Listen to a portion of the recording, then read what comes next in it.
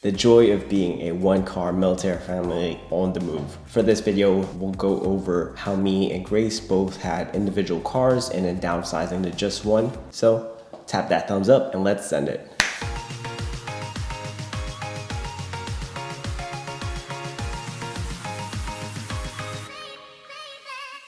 What is up, Money Tribe? Mike Damazo here to help you make sense of dollars. Our mission is to help you get the F out of debt and then build wealth. For this video, we'll explore about having a new car, things to think about if you want to purchase a new car. I would go used, and also share our story of transitioning from two cars to just one. Did you know that the average millionaire drives a 4-year-old car that's already paid off, and it has an average of 41,000 miles on it?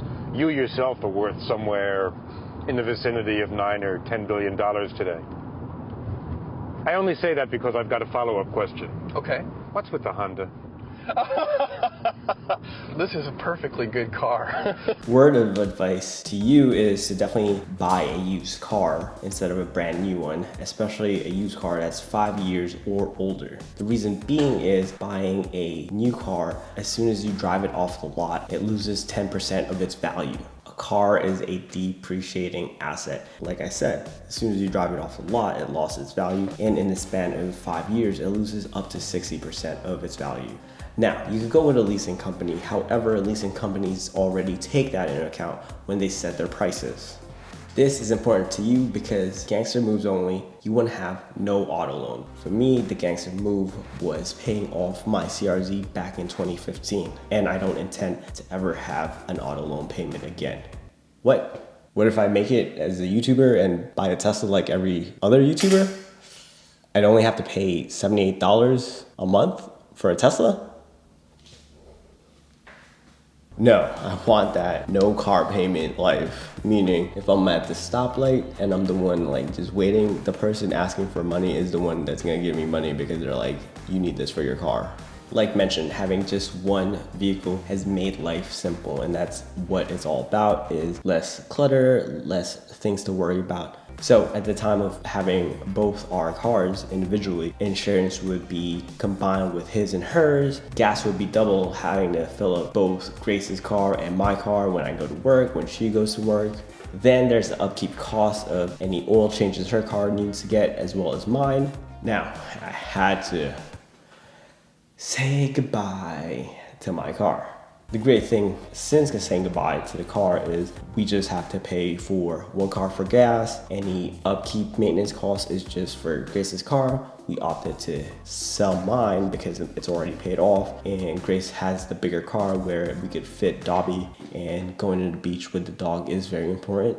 Insurance is also lower. So it was one less thing to think about, and we're able to put that money into things that we enjoy or savings and investments. And for you, if you have debt or anything of that sort, definitely put your extra money towards that. If you do want to try out just having one car and you do have two cars at the moment, look at it as a challenge. Try it out for a solid month and then mark on the calendar like, oh, I've only used one car together for this time, and then mark it like, oh, we both had to use it individually. Or even if you're able to think of ways around of just using that one car instead of both cars, and then look at it at the end of the month to see if, okay, we could definitely do this. Look at the profit you can make with selling your car. Remember, your vehicle is just a tool to get you to point A to point B and to point U to the thumbs up.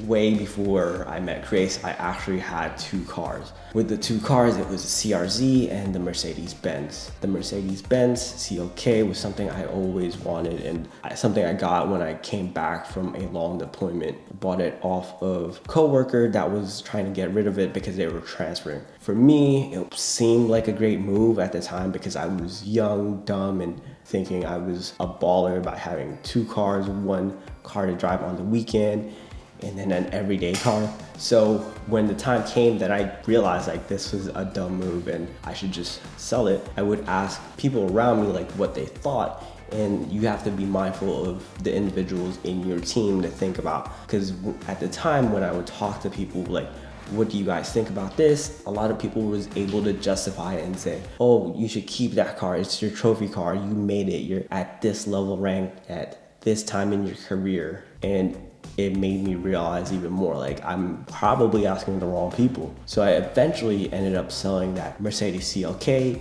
made my profit there, and then I just kept my CRZ. That's the one in 2015 that I did pay off. And from there, it was just like no more car payments. And knowing now what I know is to only just have one car, and it's very doable. So with Grace wanting to sell her car, it came after watching the documentary and her also reading Playing with Fire. After that, she was just super pumped up about letting go of her car, me and her just having one car to deal with. At the time, we didn't really let go yet. Reason being is my car was already paid off. She had her job and it was a bit difficult. What helped in this transition was really the pandemic that's going on, where she was unfortunately let go from working in the big box gym and she jump-started her online business. So with her being able to work from home, I was able to use her car only to go to work, and wherever else we need, we would have those trips together and just be mindful of each other's schedules of when do I have work, when do I have to do my errands, and then when she has to do her errands. If you are considering being a one-car family, here are some things to consider. First, one person has to be able to work from home or work remotely. That means I'm able to go work and drive wherever I need to, and Grace is able to do the things she needs to from home.